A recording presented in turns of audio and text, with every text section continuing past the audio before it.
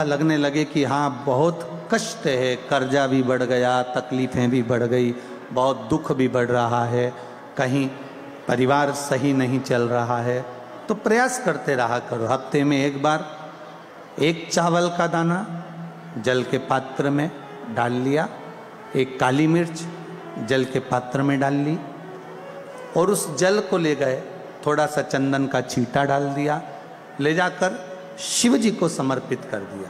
शंकर को जल चढ़ाने के लिए 5 स्थान हैं जहां शिव को जल चढ़ाया जाता है और शंकर उस जल को स्वीकार करते हैं, जिसको पंचगंगा कहा गया। 5 स्थान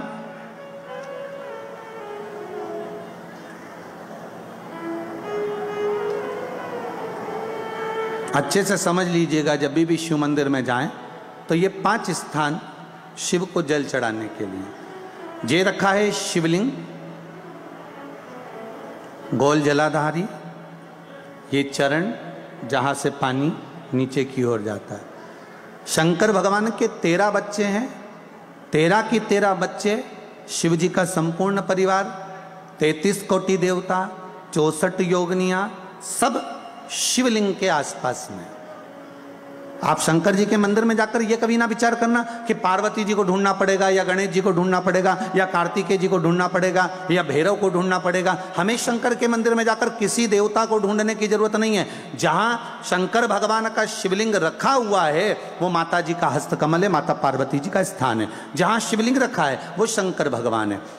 जहां जलाधारी है उस जलाधारी के पास में जहां पानी बहता है बीच में अशोक सुंदरी का स्थान है। जहां से पानी बह रहा है उसका राइट भाग वहां गणेश जी का स्थान है, लेफ्ट भाग कार्तिकेय जी का स्थान है। शंकर भगवान के ऊपर जो जल गिर रहा है वो शंकर भगवान की 5 लड़कियां, जया, विषहरा, शामली बारी, दौतली, देव, ये शंकर जी की 5 बेटियां ऊपर हैं। जहां से पानी बहकर उस निकासी से, जहां नाली बनी रहती है, पानी जहां से निकलकर बाहर मंदिर के जा रहा है वो 33 कोटि देवताओं का स्थान है। इसलिए सारे मंदिरों की परिक्रमा हो सकती है पर शंकर जी के मंदिर की परिक्रमा नहीं करते, क्योंकि वो जल जो जा रहा है वो 33 कोटि देवताओं का स्थान है, उसको हम लांघ नहीं सकते। वो स्थान जल चढ़ाते समय आप इसका स्मरण रखें।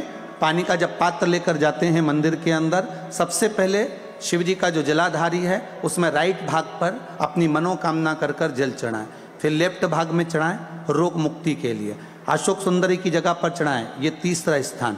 4था स्थान माता पार्वती जी का जो कटी भाग है जहां पर शिवलिंग रखा हुआ है उस भाग पर जल चढ़ाएं, 4था भाग। 5वां भाग शंकर जी के ऊपर चढ़ाएं। ये 5 जगह पर जल क्रम वाइज चढ़ाएं। आप लोग जाते हो डायरेक्ट जाकर शंकर जी पे जल उंडेल कर आ जाते हो, सीधे गए और शिव जी पे जाकर आपने जल चढ़ा दिया। हमारे यहाँ शास्त्र कहता है जैसे अपन देवताओं की पूजन करते हैं तो पंडित जी सबसे पहले पूजन किसकी कराते हैं?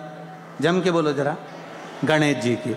गणेश जी के बाद पूजन कराते कराते कराते कराते कराते कराते आगे के सारे देवता कराते कराते कराते कराते फिर मूल पूजन पर पहुंचते हैं। आप डायरेक्ट मूल पूजन पे पहुंच जाते हो। और सरल भाषा में समझ लो, जितनी सरल भाषा में समझोगे ना उतना अपने जीवन में उतर जाएगा। शिव मंदिर में पहुंचने के बाद पहला गणेश स्थान, कार्तिकेय स्थान, अशोक सुंदरी का स्थान। अशोक सुंदरी के स्थान पर जल क्यों चढ़ाया जाता है? क्योंकि भगवान शंकर की सबसे छोटी लड़की जो है वो अशोक सुंदरी है। और ये जो छोटी लड़की है अशोक सुंदरी, ये नारी को अखंड सौभाग्यता का वर प्रदान करती है। कौन सी नारी को? किस नारी को अखंड सौभाग्यता देती है? तो महाराज शास्त्र कहता है जिस नारी के भाग्य में लिखा होता है कि इसको वैधव्य होना है, इसके पति को समाप्त होना है, अगर वो नारी अशोक सुंदरी वाली जगह पर जल चढ़ा देती है तो पति पर अगर काल भी मंडरा रहा होता है तो मां अशोक सुंदरी महाकाल से कहकर काल को टाल देती है। वो अशोक सुंदरी का स्थान, वो माता अशोक सुंदरी का स्थान।